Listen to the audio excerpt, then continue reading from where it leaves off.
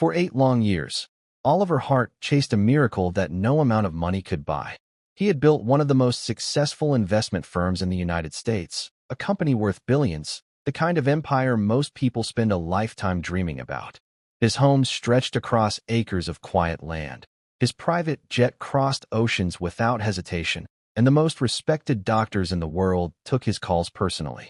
Yet every night, when the lights in the Hart mansion dimmed and the hallways grew silent, Oliver faced a truth that wealth could not change. His only son, a small boy named Shah, had never heard a sound in his life. No music, no laughter, no whisper of wind against the windows. Not even the voice of the father who loved him more than anything else in the world. Doctors from Boston to Zurich studied Shah's condition. Specialists ran tests that cost more than most families earn in a year. They examined scans, charts, and reports, searching for something they could fix. But every expert eventually gave Oliver the same quiet answer. His son's deafness was permanent. There was nothing they could do. Before we dive deeper, let us know in the comments where you're watching from. We'd love to hear from you. And don't forget to hit that subscribe button so you never miss any of our upcoming videos. And yet, despite every expert saying the same thing, Oliver Hart could not accept that answer. Because the silence surrounding his son carried a weight far heavier than the doctors understood. It was a silence tied to the day Shah was born, the day Oliver lost his wife, Emily Hart, during a sudden complication in the delivery room. In a single moment, Oliver's world had changed forever. The woman he loved was gone, and the son she left behind could not hear the world she would never see again. For Oliver, those two tragedies became inseparable. Somewhere deep inside, he believed that if he could fix one of them, he might finally forgive himself for the other. So he spent the next 8 years chasing every possibility. He flew Shah to hospitals across America. He consulted specialists in Europe. He met surgeons in Japan who promised experimental procedures that might restore hearing in children born without it. Each time Oliver arrived with hope. Each time he left with the same quiet conclusion written in medical language that sounded cold and final. Congenital deafness. No surgical correction available. Permanent condition. Over time, the Hart mansion became a place defined by quiet routines. The staff moved carefully through its wide hallways, aware that the child of the house lived in a world of silence. Oliver tried to fill Shah's life with comfort and opportunity. The boy had tutors, therapists, and teachers who specialized in sign language. But even as Shah grew into a thoughtful and observant 8-year-old, Oliver could see the question in his son's eyes whenever people spoke around him. Shah could see voices moving, lips forming words, laughter echoing in rooms he could not hear. And every time Oliver watched it happen, the same thought returned to him. Somewhere, someone had to have the answer. Because the alternative meant accepting that his son would grow up in silence forever. Then one autumn afternoon, something happened inside the Hart mansion that no doctor, surgeon, or specialist had ever predicted. A new maid had arrived to work for the household. Her name was Victoria Miller, a 27-year-old woman from a small town in Ohio who had moved east in search of steady work. She had no medical training and no connection to the wealthy world she had just entered. Her life had been shaped by ordinary struggles, caring for her elderly grandmother while trying to keep up with rent and bills. Working at the Hart mansion was simply an opportunity to earn enough money to keep her family afloat. On her first day, she was told the same thing every employee eventually learned. The boy of the house was deaf. Speak clearly if you needed his attention, but remember he would never hear your voice. Victoria nodded politely and continued her work, moving from room to room with the quiet efficiency expected of someone new to the job. But sometime during that first week, she noticed something about Shah that no one else seemed to think much about. Every few minutes, the boy would reach up and touch his ear. Not casually, and not the way children sometimes fidget without thinking. Shah touched his ear slowly, carefully, as if something inside it bothered him. At first, Victoria assumed it was simply a habit. But the longer she observed him, the more it caught her attention. Sometimes Shah would tilt his head slightly to one side, his brow tightening in a small expression of discomfort. Other times he would press a finger gently against the edge of his ear canal and then pull his hand away as if testing something he could feel but not explain. To anyone else in the house, it might have seemed like nothing. After all, doctors had spent years examining that child.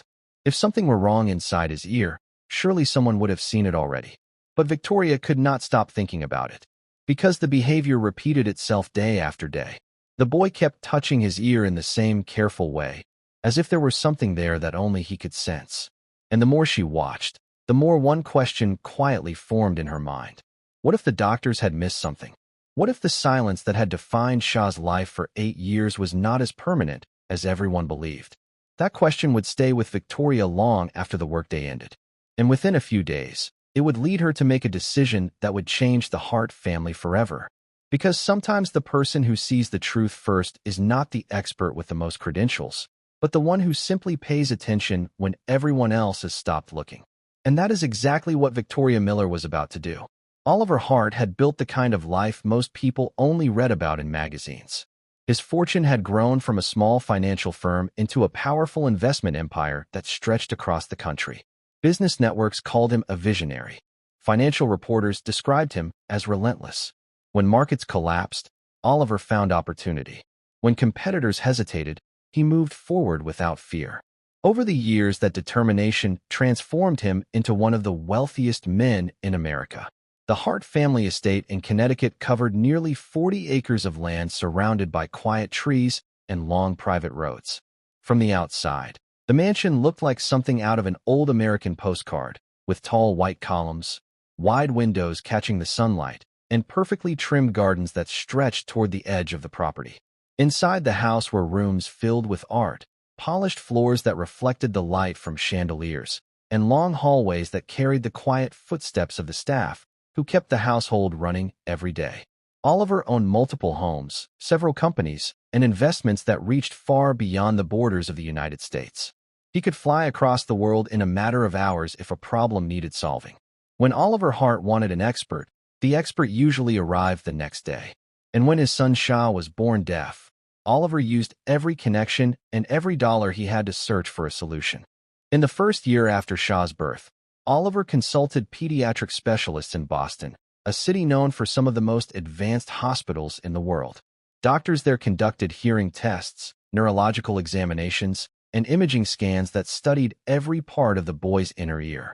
They reviewed the structure of the auditory nerve, the tiny bones that transmit sound vibrations, and the delicate pathways that carry signals to the brain. Each appointment ended with careful explanations and sympathetic expressions. The conclusion was always the same. Shah had been born with congenital deafness. The structures responsible for transmitting sound simply were not functioning in a way that allowed hearing. Oliver refused to accept that explanation as the final answer. Over the next several years, he traveled with Shah to medical centers across Europe and Asia. Surgeons in Switzerland reviewed the case. Researchers in Tokyo studied the scans again. Audiology experts proposed advanced hearing devices and experimental procedures that might stimulate partial sound recognition. Oliver approved every test, every consultation, every new idea that promised even the smallest possibility. Millions of dollars were spent in that search, but the results never changed.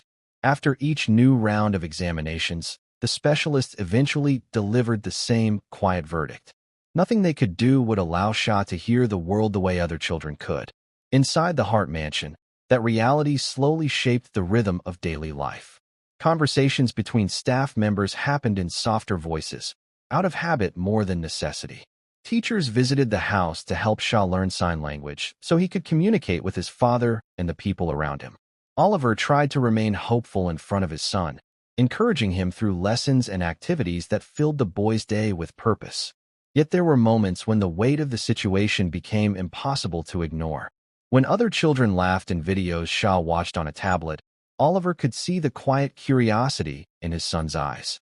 Shah could observe happiness, but he could never hear the sounds that carried it.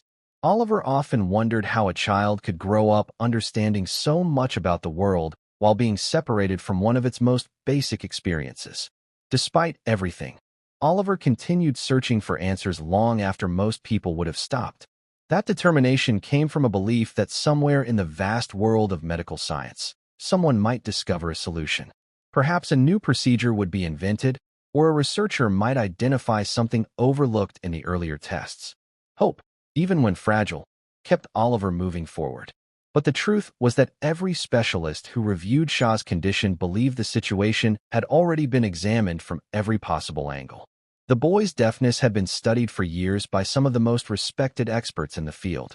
The idea that something simple had been missed seemed almost impossible. And that is what makes the next part of the story so difficult to explain. Because while the most experienced doctors on 3 continents believed they had already seen everything there was to see, the moment that changed the Hart family's future did not happen inside a hospital.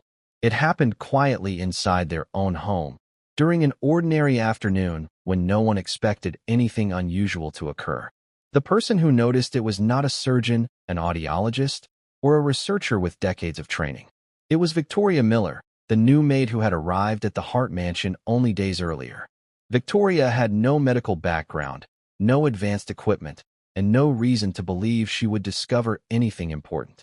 Yet as she continued working in the house, the small habit she had noticed in Shah kept returning to her thoughts. The boy touching his ear, the slight tilt of his head, the expression that appeared on his face for a brief moment before disappearing again.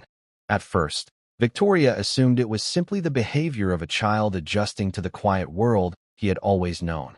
But the longer she observed Shah, the more she realized something about that movement felt purposeful, almost like a reaction. It was subtle, easy to overlook, and perhaps that was exactly why no one else had given it much attention.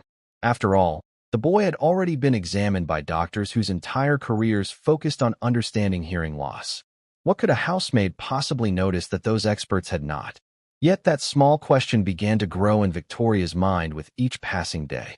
And before long, she found herself wondering something that had never crossed anyone else's mind in the Hart household. What if the silence surrounding Shah had never been permanent at all? What if somewhere inside that boy's ear there was something everyone had missed? And if that possibility were true, the discovery waiting inside that small space would soon shock every person who had ever examined the case. Oliver Hart had not been born into wealth or privilege. Long before the private jets and the enormous Connecticut estate, he was simply a young man from a modest American town who believed that determination could carry him further than circumstance ever could. In his early 20s, he worked long hours at a small brokerage office in Chicago, studying financial reports late into the night while others went home to sleep. Colleagues often remembered that Oliver was rarely the first person to leave the office.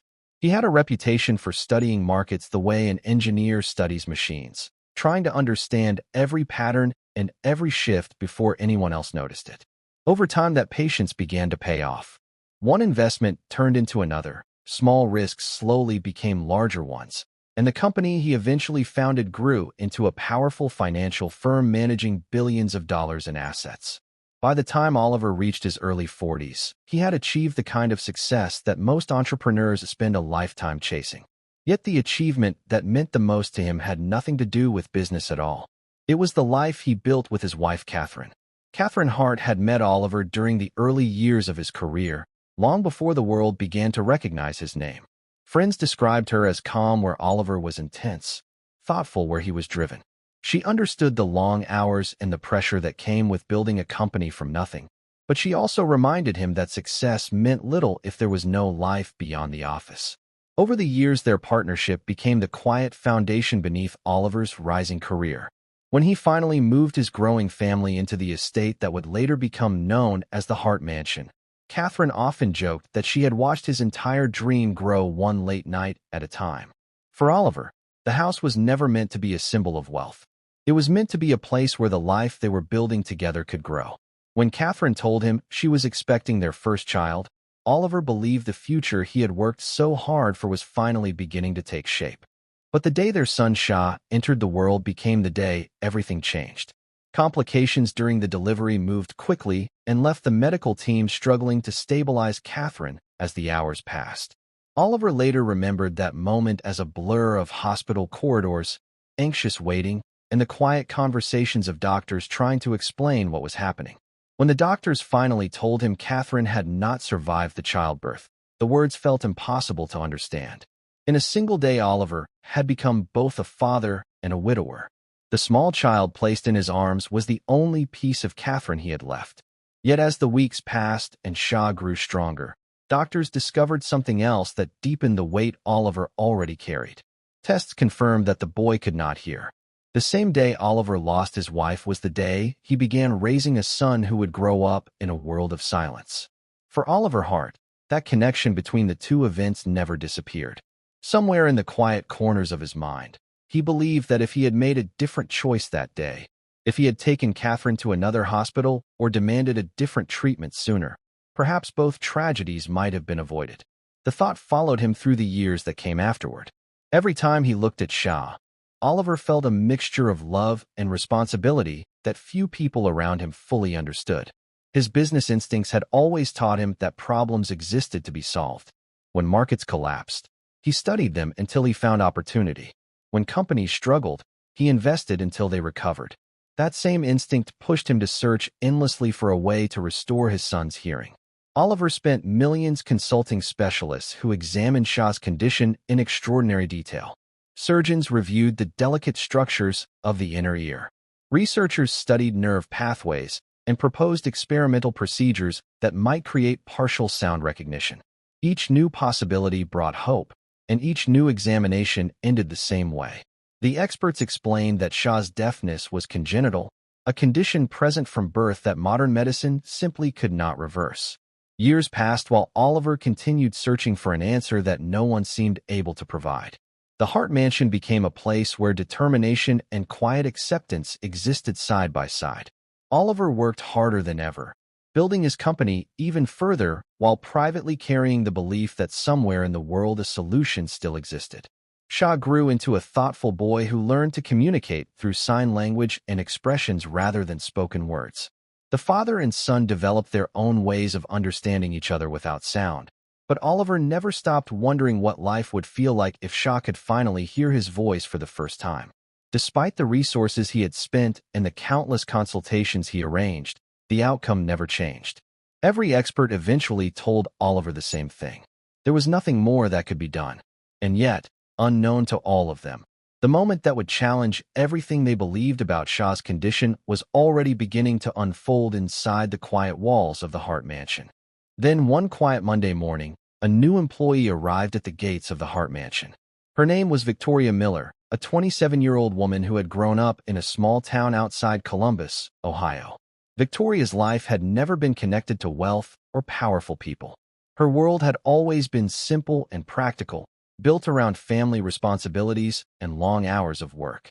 After her parents passed away several years earlier, Victoria became the primary caretaker for her grandmother, the woman who had helped raise her.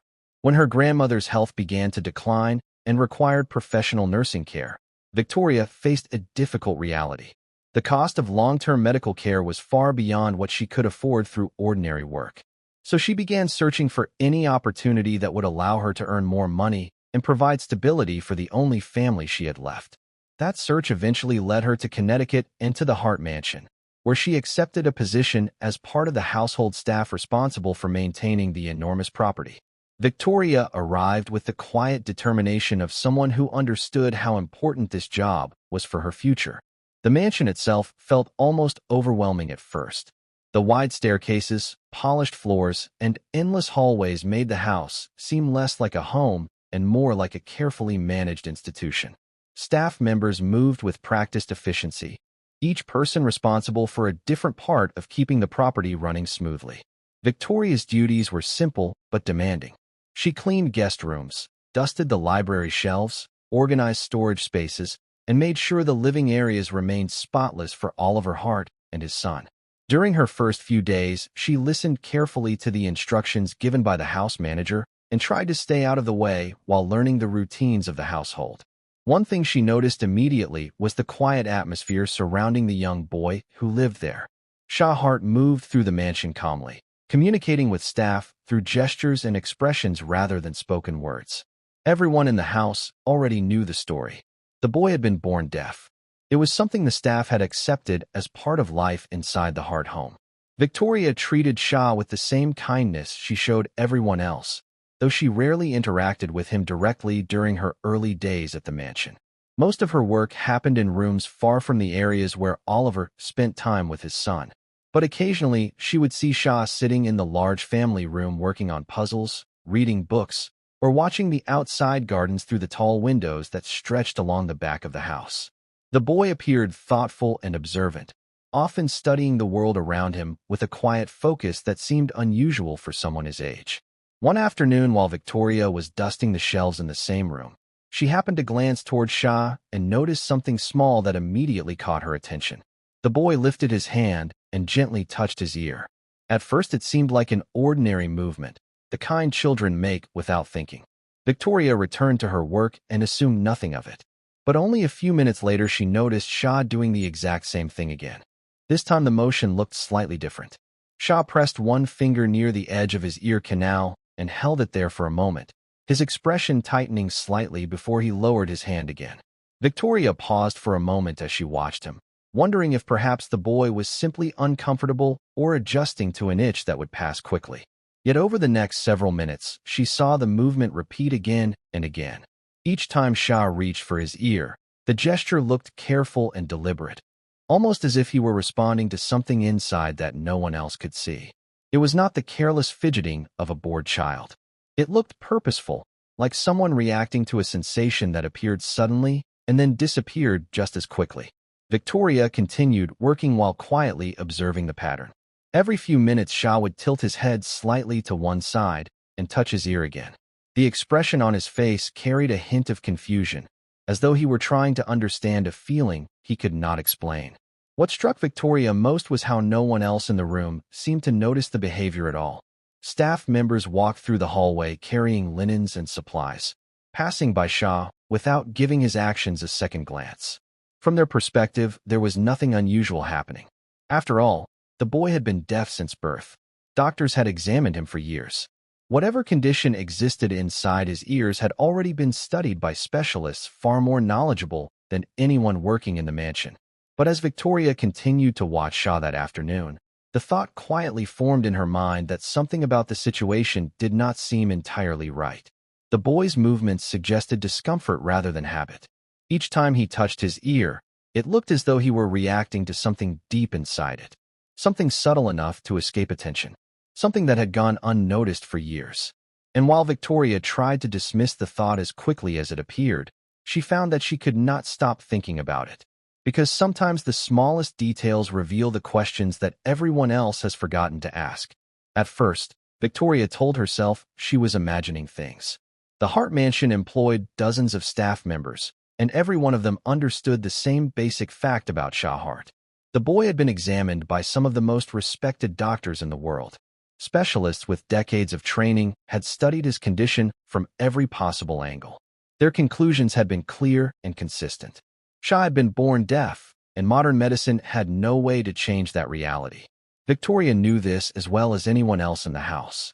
She was not a medical professional, and she certainly was not someone qualified to challenge years of expert analysis. So during the next few days, she focused on her work and tried to dismiss the thought that had begun to trouble her. Whenever she noticed Shah touching his ear again, she quietly reminded herself that the explanation had already been decided by people far more knowledgeable than she was. Yet the more time passed, the harder it became for her to ignore what she had seen. The small gestures continued appearing at unexpected moments throughout the day. Sometimes Shah would pause in the middle of reading a book and press his fingers gently against his ear. Other times he would tilt his head slightly, as if trying to adjust to a sensation he did not fully understand. Once or twice Victoria noticed a brief expression cross the boy's face, a quick tightening around the eyes that suggested discomfort. It was not dramatic enough to draw attention from the other staff members, but Victoria had already begun paying closer attention than anyone else. The pattern became impossible for her to forget. This was not the careless fidgeting of a bored child. Shah's movements seemed connected to something happening inside his ear. Each reaction appeared deliberate, almost as though the boy were responding to a feeling that came and went without warning. The question returned to Victoria's thoughts again and again during the quiet moments of her workday. What if the explanation everyone accepted was incomplete? What if the problem inside Shah's ear was not the kind doctors had assumed all these years? The idea felt uncomfortable even to consider. After all, Oliver Hart had spent millions searching for answers. Entire teams of medical experts had studied the boy's condition with advanced equipment and years of experience. It seemed almost impossible that something important could have been overlooked. But the more Victoria observed Shah, the more her curiosity began to outweigh her hesitation. The reactions she saw suggested that the boy was feeling something deep inside his ear, something physical rather than neurological. That possibility created a quiet tension in her mind. Because if there was something there, something real that had simply gone unnoticed, it meant the silence surrounding Shah might have an entirely different explanation than anyone believed. Even so, acting on that suspicion carried serious risks. Victoria was still new to the household, and her position depended on maintaining the trust of the people who had hired her. Questioning the conclusions of respected doctors could easily be seen as overstepping boundaries she had no authority to cross. The Hart mansion ran with strict professionalism, and the last thing Victoria wanted was to appear careless or intrusive in a situation involving the family's child. Losing this job would not only disrupt her life, it would also remove the financial support her grandmother depended on for medical care. For several days, she tried to convince herself that remaining silent was the safest decision. But each time she saw Shah reach up and touch his ear again, the same quiet thought returned. What if the explanation everyone accepted was wrong? One evening, the opportunity to find out appeared when Victoria least expected it. Oliver Hart had left the mansion earlier that afternoon for a business meeting in New York, and most of the household staff had finished their duties for the day. The long corridors of the mansion were unusually quiet as the sun began to set beyond the trees surrounding the estate. Shah was sitting alone in the family room, focused on a small puzzle spread across the table in front of him. Victoria stood near the doorway for a moment, watching the boy carefully as he once again lifted his hand and pressed a finger gently against his ear. The movement lasted only a second, but it was enough to remind her of the question that had been building in her mind all week. At that moment, Victoria realized she could either ignore the suspicion forever or take a closer look herself. The decision she made in that quiet room would soon lead to a discovery no one in the Hart household had ever expected. Victoria stood quietly beside the table where Shah was working, her thoughts moving carefully as she tried to decide how far she should go. The mansion was unusually still that evening, the kind of quiet that settles over a large house when most of the staff have already finished their duties. Shah continued focusing on the puzzle in front of him, unaware of the question that had been occupying Victoria's mind for days. For a moment, she considered walking away and leaving the situation exactly as it was. After all, the doctors had already given their answers. Years of examinations had convinced everyone that Shah's silence was permanent. Yet as Victoria watched him reach up once more and gently touch his ear, the doubt she had been carrying finally pushed her to act. She stepped closer and knelt slightly beside the boy so he could see her face clearly. Shah looked up from the puzzle with a curious expression. Victoria smiled softly and used simple gestures to get his attention, pointing toward his ear and raising her eyebrows as if asking a question. Shah hesitated for a moment before slowly nodding, as though he understood what she was asking him. That small response was enough to confirm what Victoria had already suspected. The boy was aware of the sensation inside his ear. Carefully, she reached into the cleaning supplies she had been using earlier and removed a small flashlight she carried for working in darker corners of the house. It was nothing special, just a simple tool she used when dusting shelves or inspecting narrow spaces behind furniture. But at that moment, it became the one instrument that would reveal something no one else had ever noticed. Victoria switched on the flashlight and gently tilted Shah's head so the beam of light could reach inside the opening of his ear. She expected to see the smooth inner canal doctors had described in medical reports, the empty space that carried sound toward the delicate structures deeper inside the ear. Instead, the moment the narrow beam of light reached inside, Victoria's hand froze. Something was there. Deep in the ear canal, partially hidden by shadow, she could see a dark shape resting where there should have been nothing at all. It was not skin or tissue. It did not look like part of the ear's natural structure. The object had a solid outline, small but clearly visible once the light illuminated it properly. For a few seconds, Victoria did not move, her mind trying to understand what she was seeing. She adjusted the angle of the flashlight slightly, bringing the object into clearer view. The shape became unmistakable. Something foreign had been lodged inside Shah's ear canal, sitting far enough inside that it would be difficult to notice without a direct beam of light. It was dark in color and compact, almost like a tiny piece of hardened material wedged into a place where it did not belong. Victoria felt a quiet shock move through her as the realization settled in. This was not a complicated medical condition hidden deep inside the brain. It was not a damaged nerve or a genetic defect that no surgery could repair. What she was looking at appeared to be a physical obstruction, something blocking the passage where sound normally travels before reaching the inner ear. Her mind raced through the implications of what she was seeing. If that object had been there for years, it could have prevented sound vibrations from reaching the parts of the ear responsible for hearing. That possibility meant the silence surrounding Shah might not have been permanent at all. It might have been caused by something far simpler than anyone imagined. Victoria lowered the flashlight slowly, her heart beating faster as she considered how such a thing could remain unnoticed for so long. Shah looked at her with the same quiet curiosity he always carried, unaware that the small object hidden inside his ear might explain the mystery that had followed him since birth. The discovery in that moment was simple, yet the consequences were enormous. Because if Victoria was right about what she had seen, the years of silence that defined Shah's life had been caused by something that every specialist examining him had somehow failed to notice. Victoria did not attempt to remove the object herself. She understood immediately that something so deep inside the ear required medical attention. The next morning, Oliver Hart was informed about what she had discovered, and at first, even he struggled to believe it. After 8 years of consultations with respected specialists, the idea that something so simple could have been overlooked seemed almost impossible. But Oliver also knew one thing with certainty. If there was even the smallest chance that Victoria was right, he had to act immediately. Within hours, Shah was taken to a leading ear specialist in Boston, a doctor whose practice focused entirely on conditions affecting the inner ear. The examination began the same way all the others had over the years, with careful instruments and bright clinical lights used to inspect the narrow canal. But this time, when the doctor looked inside with a professional otoscope, the reaction was immediate. There was indeed an obstruction lodged deep inside the ear canal, a compact mass that had hardened over time and blocked the natural pathway for sound. The specialist explained that in extremely rare situations, foreign material can become lodged in the ear during early childhood or even during infancy, gradually forming a dense obstruction that remains hidden unless specifically searched for. In Shah's case, the material had settled deep enough that previous examinations may have focused more on neurological causes rather than the canal itself. With delicate instruments, the doctor carefully removed the obstruction, working slowly to avoid damaging the sensitive structures inside the ear. The room was silent while the procedure was completed.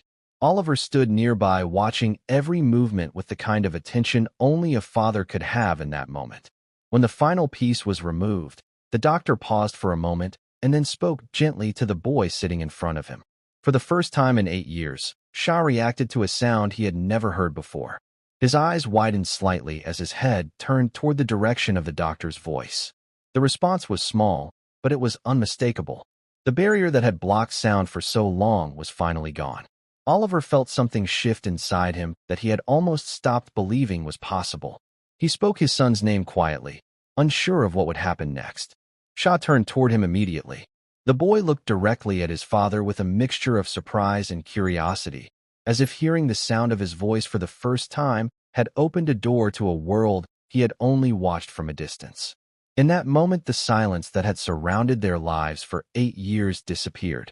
For Oliver Hart, it felt like witnessing a miracle unfold in real time. All the years of searching, the endless consultations, the quiet nights wondering whether he would ever hear his son respond to his voice had finally reached an answer no one expected. Yet the truth behind that moment was far simpler than any advanced medical breakthrough.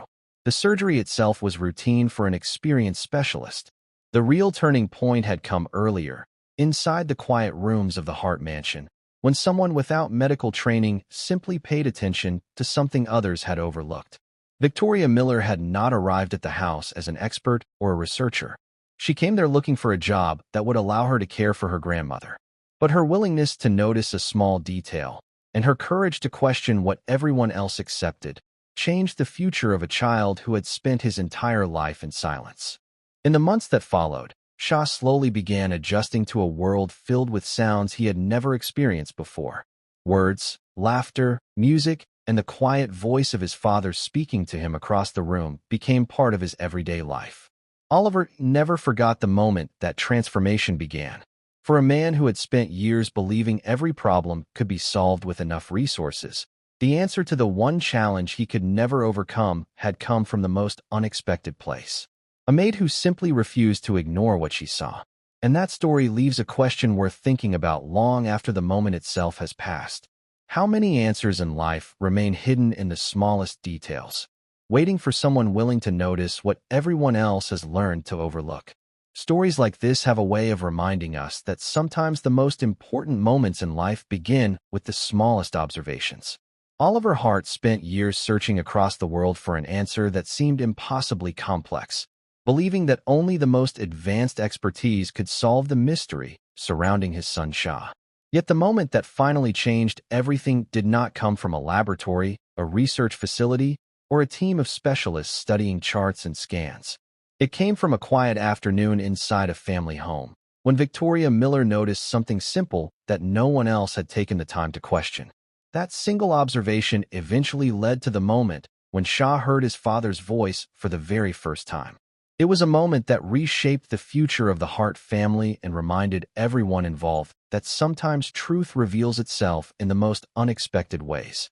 Before we dive deeper, let us know in the comments where you're watching from. We'd love to hear from you. And don't forget to hit that subscribe button so you never miss any of our upcoming videos. Hearing where our viewers are joining from always makes these stories feel even more meaningful, because every person watching brings their own experiences and perspective to moments like this. Stories about perseverance, hope, and the power of noticing what others overlook have a way of connecting people across different places and backgrounds. Whether you are watching from a small town, a busy city, or somewhere halfway across the world, your voice becomes part of the conversation that continues after the story ends. And now there is one final question worth thinking about. Imagine standing in Oliver Hart's position after years of hearing the same answer from respected doctors around the world. Imagine believing that every possible explanation had already been explored. Then imagine learning that the turning point came from someone who had no medical training at all, someone who simply trusted what she observed and refused to dismiss it. If you were Oliver in that moment, faced with the choice between the certainty of expert opinion and the quiet suspicion of a housemaid who noticed something unusual, which would you have believed first? Would you have trusted the doctors who had studied the problem for years? Or would you have listened to the person who saw something everyone else overlooked?